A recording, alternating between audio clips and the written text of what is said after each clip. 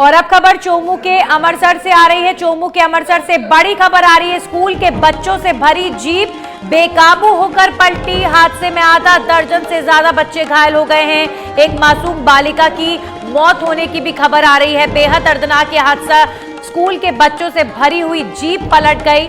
Gurukul public school सेपटपुरा की ये jeep बताई जा रही है। इस हादसे में एक बच्ची की मौत की भी खबर आ रही है।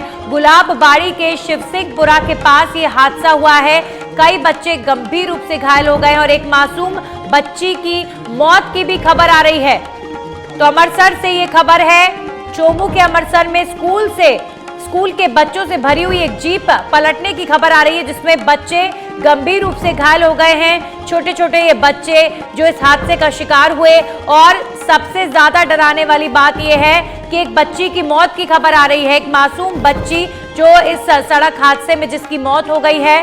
हादसे में आधा दर्जन से ज्यादा बच्चे घायल हो गए हैं। अब सवाल यहाँ पर यह खड़ा होता है कि छोटे बच्चों को ले जाने वाली ये जीप में क्या बच्चों की सुरक्षा के साथ कोई खिलवाड़ हुआ, जिसकी वजह से यह हादसा हुआ।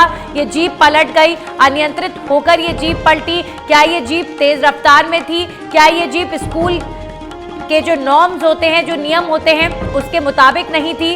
क्या बच्चों के लिए सेफ्टी में किसी तरीके की कोई कमी थी या बच्चों की ज्यादा भीड़ इस जीप में भरकर ले जाई जा रही थी? ऐसे कई सवाल हैं कि यह हादसा आखिर हुआ क्यों। एक बच्चे की मौत की खबर आ रही है।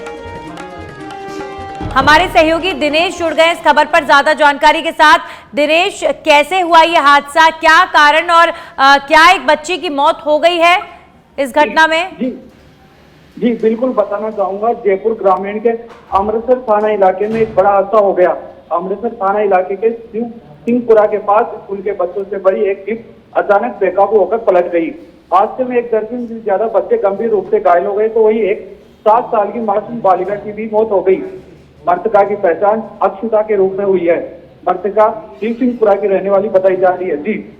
जी दिनेश, लेकिन यहाँ पर सबसे बड़ा सवाल यह है कि हादसा हुआ, इसके पीछे के कारण क्या है? क्योंकि जो वाहन बच्चों को लाने ले जाने में, स्कूल के वाहन जो होते हैं उनमें कुछ नियम होने चाहिए, नियमों के मुताबिक ये वाहन चलते हैं। तो बच्चों की सुरक्षा के साथ क्या कोई खिलवाड़ इस जीप में हो रहा था? क्या ओवरलोडेड ये जीप थी या फिर अनियंत्रित होकर पलटी, ओवर स्पीड थी? क्या कारण था?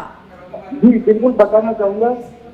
इस चालक की लापरवाही की बात सामने आई है, लेकिन सबसे बड़ा सवाल ये खड़ा हो रहा है कि जहाँ प्रदेश सरकार बाल वाहनों को लेकर गंभीर है, तो वहीं स्कूल संचालक स्कूली बच्चों को लाने ले जाने के लिए अवैध रूप से जीप का इस्तेमाल कर रहे हैं। और सबसे बड़ा सवाल ये कि हादसे का जिम्मेदार कौन है?